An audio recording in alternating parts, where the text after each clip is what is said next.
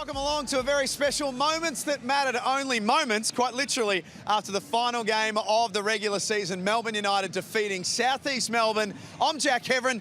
That ain't Derek Rucker, that's Pete Hooley alongside me. Hools, welcome to you. We finally now know what the top six looks like. We do, and again, it's super exciting. The play-ins, we're getting straight into it, so we're going to find out very soon who our semi-finalists are. Then we're going to have a champion sooner rather than later. But what an unbelievable regular season as a whole. Yeah. It was always going to come down to the last round. It always does in the NBL. So many different options about where teams are going to fall. Now we have our layout, and now the fun really begins. Well, let's talk about that straight away. We now know what the play-in series is going to look like, and we haven't got a lot of time to think about this. Tuesday night, Perth and Southeast Melbourne in Perth, and as we say, we've just seen Southeast Melbourne lose here at John Cain Arena. This is a quick turnaround. It is, and you could see, especially down the end of that game, that Josh King knew that. Josh King knew that there was a very big likelihood that they were going to be heading over to Perth. At one point at halftime, maybe he said something different in the locker room of like, hey, if we get to three-quarter time and we're around 15 points, let's give this thing a shake. Let's try and do what we have to do to get 23 plus, end up playing a throwdown again. But when it started getting away from them, he wasn't taking any risks. From all reports, they're going to be on a plane Sunday first thing, get over there, try and get a bit acclimated to the time, and really give themselves a shot to go in against the Perth team, who it's probably the one team you don't want to play right now. Other than the Illawarra Hawks, are going to take some time off, but the way Bryce Cotton's playing, Windler, they're going to be tough. We'll get to Perth very shortly. This show's about the moments that matter. Jaylen Adams last night got a little heated, a little frustrated with Wani Swakala-Bullock, put his hands in the face of Wani. That very well could have been the moment that mattered most for the Sydney Kings. Now, as it turns out, he's accepted an early plea and he can play on Thursday, but gee, that was a brain fade of the highest order. Oh, it was, for sure. And you probably look at it in the grand scheme of things and say he got lucky not to be missing a game because of the way the table is when you go to anything like that, the grading, everything, it falls into that one game to an early plea with a fine. But in a lot of other sports, and we got contact sports here in Australia, NRL, AFL, you're not just missing a week, you're missing multiple weeks. So he's very lucky to be doing that. Right now, his biggest focus has to be, how do I repay that faith to my team? They've got a huge test against the Adelaide 36ers, and that's going to be a tough match for them. It's been like that all season long. Jaylen Adams has to come out on fire because I don't want to say it cost them the game, but those kind of moments, the rivalry, the emotions, they just can't happen, especially your star players. Let's talk about Bryce Cotton. He's on some sort of tear this season. I'm stating the obvious. He will be the MVP on Monday night. I'm absolutely certain of that. I'm walking out if he's not. Oh, I'm on stage and I'll walk off stage. He's winning it. What he's doing and his ability to take over a game is just remarkable.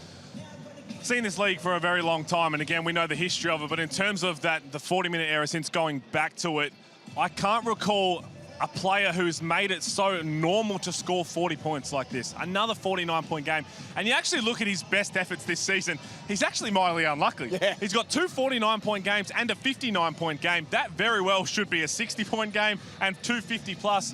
He's just an exceptional talent, and we're so grateful. I'm so grateful, I'm sure you are as well, to sit here and watch him and his craft night in and night out. He's such a special individual. I hope we get to see it for a whole lot longer. But the way he's playing right now, and with all the complementary pieces around him, Perth is the real deal. They're going to give this thing a real shake. Yeah, they were great, I thought, on Friday night. It was a game that they had to win, and they were well aware of that. It just seemed, and we're watching at home, but it just seemed their intensity, they were locked in from the start. I think if you're John, really, that win ticks a lot of boxes. Yeah, for sure. And again, those complementary pieces I'm talking about, since Windler's come back, Christian Doolittle has been excellent.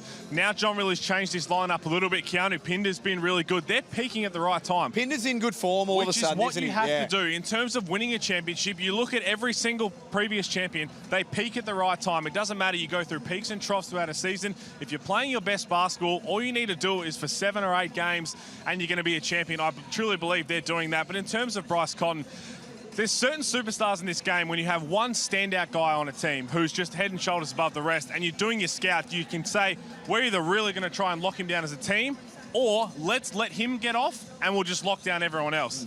You can't do that with Perth, because if you try and say we're going to keep everyone else quiet, let Bryce Cotton beat you, he will. Who gets first look at Bryce Cotton on Tuesday night from southeast Melbourne? It's probably going to be Glover. I think Angus Glover's going to be one who does it. Maybe Wieskamp, maybe even Owen Foxwell. They're going to have to continue to rotate through bodies, but it doesn't matter who goes there first. It's going to be everyone else behind. Make Bryce Cotton try and see a crowd. You go back to the Adelaide game you're talking about. There was 3 instances, I think it was in the 3rd quarter, where he just walked off a ball screen. He had too much space, and if you give him too much space, he's going to knock it down, and if you're late, you're going to foul him, and he's going to knock his free throws down. You've got to do it by committee, and so far, not many teams have managed to do it. We talk about handling their business. That's exactly what Illawarra did last night at their home venue at the Wynn Entertainment Centre, which they're going to get at least 2 home games, you would think, before this season is done and dusted. They are going to be really, really hard to beat, I think, Pete. Over the course of a 3-game or a 5-game series, they are justifiably the favourites to win the title. They have been, and they have been for a long time right now. I know they had that little bit of a form slump. They changed the starting lineup. They have time now to rest Days even more and try and bring Darius Days back. But I've said it all season long. I've said it for the last few years. Your superstars, your starting 5. So for the Hawks, it's the Froling, Tyler Harvey, Trey Kell show. Wani Swaka-Luke's been excellent as well. They're going to get you to where they are now, and they're probably going to get them to a championship series. But to win that, you need to have an exceptional bench and role players. Their bench, their chemistry, the way that they go about it is head and shoulders above the rest of the league, which is why they are the leading contender. And that's the thing for Justin Tatum. He can turn to so many options. He can turn to a Blanchfield, a Hwan Jung Lee, a Dave O'Hickey, a Lockie Olbrich. He can turn to anyone and they can all play a role. And that's what they're going to need, especially in the semi-final series when you're going to be tense, you're going to have the emotions are going to be heightened, and you're going to really try and stamp your authority early in game 1 if it's a semi-final series, game 1 if it's a championship series. If there's any flat spots in the first couple of minutes, he's going to go to his bench, turn to any one of those guys, and the energy from that team is contagious. They go to another level and they're in a perfect spot. There is a little patch of last night's game where Sydney looked as though they were firing on all cylinders, but then there were other patches where they weren't. This is the big doubt, I think, going into Thursday. Yeah, it's going to be tough for them. And again, we wait to see if Xavier Cooks didn't play the other night, which is a big out for them. I mean, you take out an integral piece, not just their offense, but their defense as well, how they managed to get that going. And they've got Cam Oliver. Kuat Noi's been very good as well. But as I said at the start of this, it's Jaylen Adams. He's got to lead the way. If he has to play 40 minutes, he has to play 40 minutes. But it's do or die now for the Sydney Kings. They either try and click and get it all together, or they're going to be going home early. Quick wrap-up of some of the other results. Tasmania win tonight at MyState Bank Arena. They won't be there defending the championship. Jordan Crawford is an interesting one. They've got some interesting decisions, I think, the Jack Jumpers to make in the off-season. I think the beautiful thing with the Jack Jumpers, I like to see the way they ended the season. It's been tough, not just decimated by injuries, but key injuries.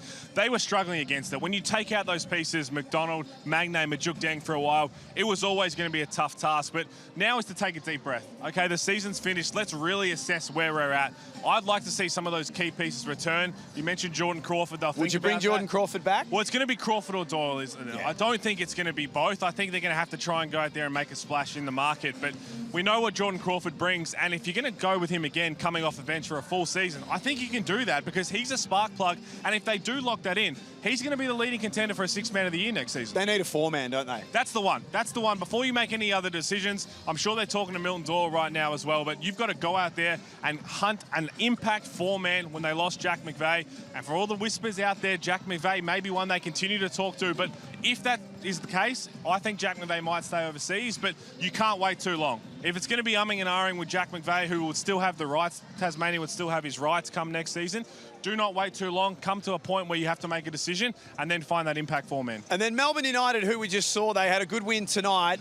Are they in form at the right time? Because there was a patch in December where they were out of form, but this is now 7 of their last 9. They are, and again, I think they're doing it defensively, but they're doing it with their role players as well. I mean, even in tonight's game, it was Kyle Bowen. Tanner Krebs has had a really good couple of weeks.